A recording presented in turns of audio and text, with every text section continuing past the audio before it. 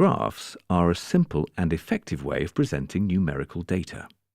Such visual representations enable users to identify patterns easily and are a powerful tool in illustrating the relationship between two quantities. Today, graphs are used almost everywhere, from news articles to television adverts, and we'll demonstrate how some common graph types are plotted.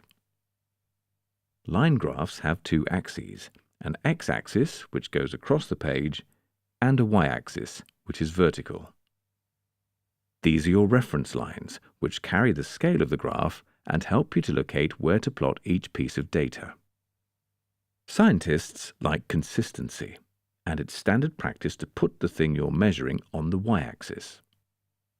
For example, if you're interested in the amount of rainfall per day for 5 days, you'd put rainfall on the y-axis and the number of days on the x-axis, making sure that you include the units that each axis is measured in. You'd plot each piece of data in turn, starting with the day and then the rainfall.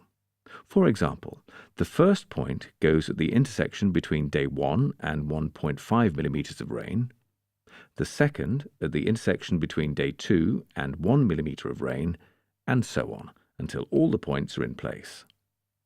And because this is a line graph, consecutive points are then connected with a line.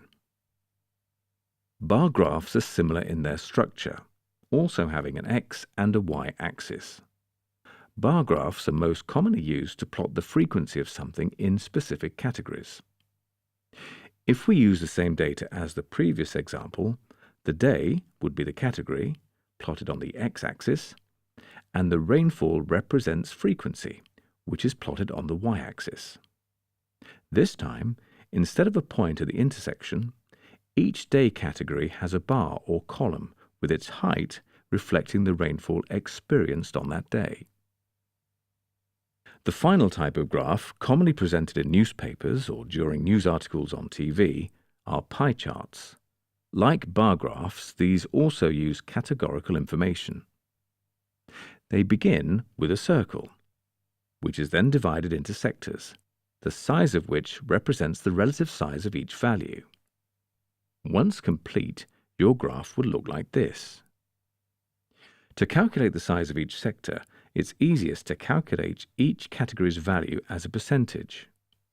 However, these graphs are more difficult to plot by hand than the other examples and are often plotted on a computer, which works out this step for you.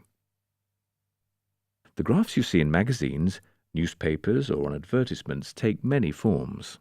However, they mostly revolve around the 3 basic graphs you've seen here. Next time you see a graph, think about which graph type it is. Could the information have been presented better in a different graph type?